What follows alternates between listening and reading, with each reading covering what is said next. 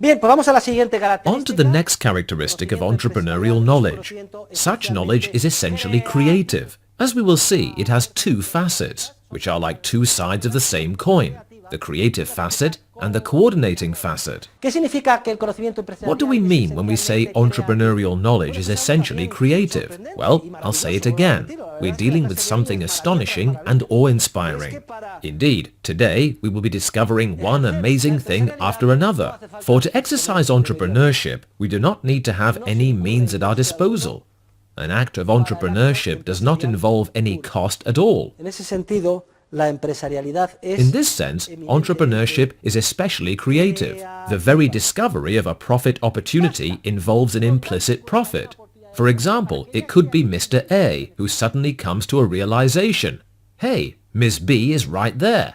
She's very close by, and she has just what I need.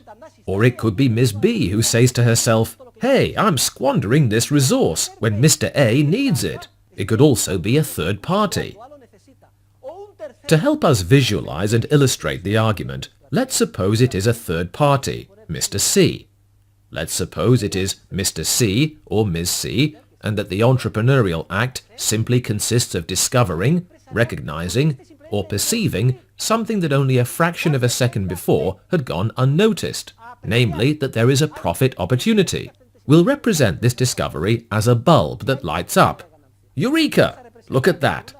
In my specific circumstances of time and place, and for whatever reason, I have realized that one person here is wasting resource R, which she throws out, while another person here needs it desperately. Right there, in that creative act, lies an implicit, pure entrepreneurial profit, and the exercise of creative entrepreneurship does not require us to have any means at our disposal. It only requires us to be alert, to have that sharp gaze that enables us to see what is going to happen. The other day we were saying that the etymological meanings of the Spanish words perspicaz and especulador, speculator, are associated both with sharp vision from a watchtower and with a person who keeps watch, to notice what is happening. As is logical, the entrepreneurial act is not just noticing something, we must also get to work. The entrepreneurial act is really very simple. Mr. C goes to Ms. B and says, I'll buy your resource. And the day the woman hears that, she jumps for joy. So, this curse, I was willing to pay somebody to get this black muck off my land, and now it turns out I not only do not have to pay anyone, but someone's going to pay me. This is the happiest day of my life. And on top of that, this crazy guy, to be honest, I'm a little ashamed. This guy doesn't really know what he's doing. I guess it takes all kinds. He's going to pay me 3 monetary units. I feel bad for him. I almost have a guilt complex. I just give it to you. But the profit motive being what it is, if he pays me 3, well, I'll certainly take it. So Mr. C pays Ms. B 3 monetary units, and she hands over the resource. And then, what does Mr. C do? He goes to Mr. A and he says, look how sad you are. You can't achieve your end, X, because you don't have the resource.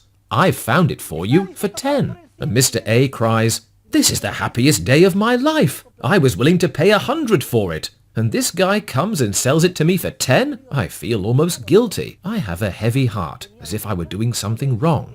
Maybe I have committed a venial or mortal sin in not telling him I would pay him 200. Then Mr. C gives Mr. A resource R, which he bought from Ms. B, and Mr. A pays Mr. C the 10 monetary units. As a result, Mr. C has gained 10 minus 3, or 7 monetary units of pure entrepreneurial profit. Now you'll say, Professor, what do you mean it's not necessary to have any means at one's disposal? Mr. C needs to pay 3 before he can sell. But he doesn't really need to have them, because the creative idea is enough. He can go to a third party and say, listen, I have a fantastic idea. Will you lend me 3 monetary units at 10% interest? At 10%? You're crazy. That's madness, etc. For one day? That's usury. No, really, lend it to me. In one day, I'm going to gain 7. The rest has to do with the concrete operation of the different action stages. But in the entrepreneurial discovery of the prior maladjustment, the pure entrepreneurial profit is already implicit. Just think how amazing that is. I've laid it all out for you. For in that entrepreneurial process by which exclusive and dispersed knowledge is created, in other words, the market process, which gives rise to the limitless advancement of civilization, any maladjustment or discoordination, like in the example we've discussed here in simple terms, emerges as a latent opportunity for profit, an opportunity waiting to be discovered by an entrepreneur, whether A, B, or a third party. Then all of the entrepreneurial impetus to obtain a profit sets us in motion to discover maladjustments and discoordination, contradictory behaviors, and coordinate them. This happens without any need for a ministry, an engineer, a prime minister, a bureaucrat, or a planner who insists on doing it. And so, this man who is so sad, we're going to wipe away his sadness. Like this. How does he feel now? Very happy. And how does she feel? Very happy. I will never forget when I was studying for my MBA in the United States.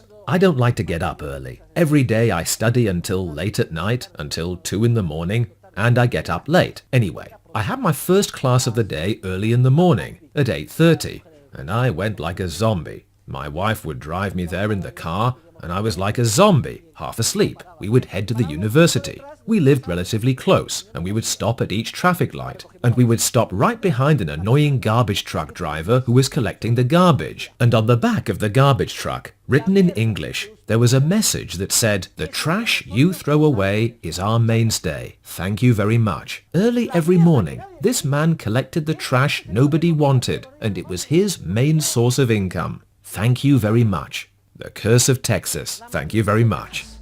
Muchas gracias.